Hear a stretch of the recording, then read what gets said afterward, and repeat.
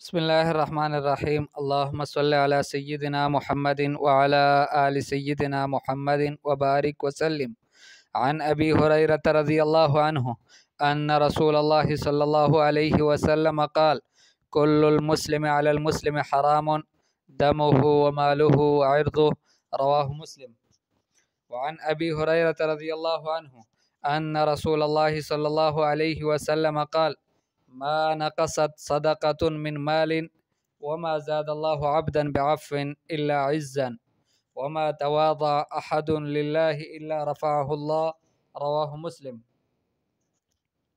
حضرت ابو ہریرہ رضی اللہ تعالیٰ عنہ سے روایت ہے کہ رسول اللہ صلی اللہ علیہ وسلم نے فرمایا کہ ہر مسلمان کا دوسرے مسلمان پر حرام ہے، اس کا خون اور اس کی مال اور اس کی عزت اور آبرو۔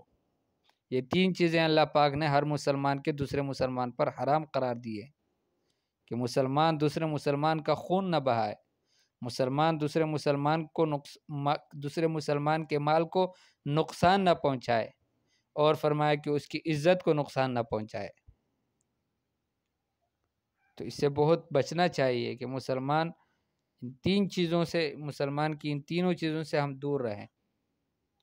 حدیث پاک میں آتا ہے، فرمایا کہ ایمان والا ہم تب تک دین کے حوالے سے ایک کشادگی میں ہوتا ہے ما لم یصب دمن حراما، جب تک وہ حرام خون کا ارتکاب نہیں کرتا۔ اور پہلے بھی ہم نے کہا تھا کہ حدیث پاک میں یہ بھی آتا ہے کہ اگر آسمان اور زمین والے سب ایک آدمی کے ناحق قتل پر جمع ہو جائے تو فرمایا کہ اللہ پاک سب کو جہنم میں ڈال دیں گے۔ کسی کے مال کو اور کسی کی جان سے اس سے بہت دور رہنا چاہیے، اس کو اللہ پاک نے حرام کیا ہے۔ حدیث پاک میں آتا ہے، حضور صلی اللہ علیہ وسلم سے ایک صحابی نے کہا، فرمایا کہ یا رسول اللہ، اگر ایک آدمی آیا اور وہ میرا مال لینا چاہتا تھا تو میں کیا کروں؟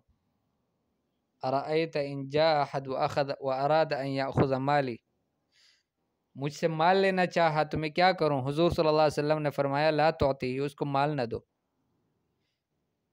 وہ صحابی عرض کرتے ہیں ارأیت ان قاتلنی، اے اللہ کے رسول اگر وہ مجھ سے لڑنے لگے؟ حضور صلی اللہ علیہ وسلم نے فرمایا قاتل ہو، تم بھی ان سے لڑو۔ فرمایا ارأیت ان قتلنی، آپ بتائیں اگر اس نے مجھے قتل کر دیا؟ حضور صلی اللہ علیہ وسلم نے فرمایا کہ انت فی الجنہ، آپ جنت میں ہوں گے۔ اور فرمایا ارأیت ان قتلتہ، اے اللہ کے رسول اگر میں نے اس کو قتل کر دیا؟ حضور صلی اللہ علیہ وسلم نے فرمایا ہوا فی النار، وہ جہنم میں جائے گا۔ تو کسی مسلمان کے مال پر ڈاکہ ڈالنا یہ انتہائی سخت قسم کا جرم ہے۔ وعرضہ، اور کسی مسلمان کی عزت کو خراب کرنا اور اس کی آبروریزی کرنا یہ اللہ کے ہاں بہت خطرناک جرم ہے۔ حدیث پاک میں آتا ہے کہ زنا جو ہے، ربا جو ہے، یہ ربا فرمایا کہ اس کے 73 درجے ہیں، اور کچھ روایتوں میں اس سے کچھ کم زیادہ بھی آئے ہیں۔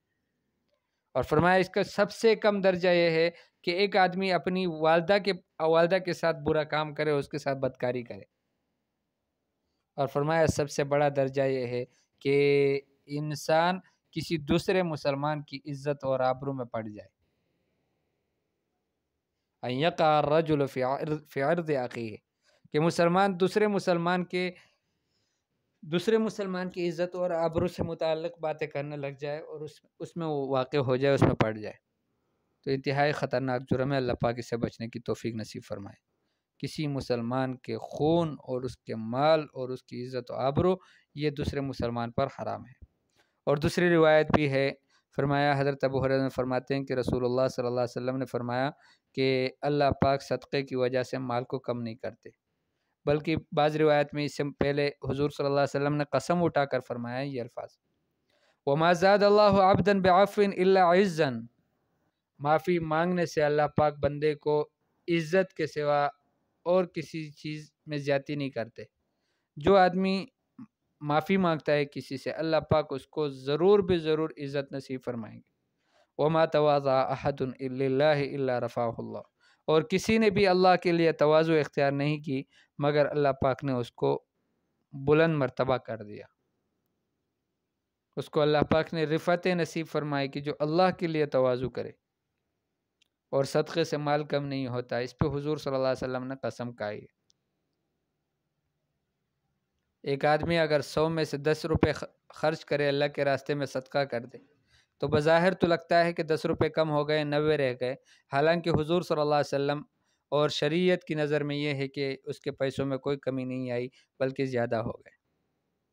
اور اسی طرح کوئی آدمی اگر کسی سے معافی مانگ لے کسی غلطی پر تو بظاہر تو یوں لگتا ہے کہ یہ آدمی بڑا اس نے ذلت کا سامنا کر دیا اور اپنے آپ کو ذلیل کر دیا، اس کے سامنے اس سے معافی مانگی، حالانکہ اللہ پاک شریعت یہ کہتی ہے کہ اللہ پاک اس کو عزت نصیب فرمائیں گے، اور فرمایا کہ جو اللہ کے لیے تواضع اختیار کرے اللہ پاک اس کو بلند مرتبہ کر دیتے ہیں۔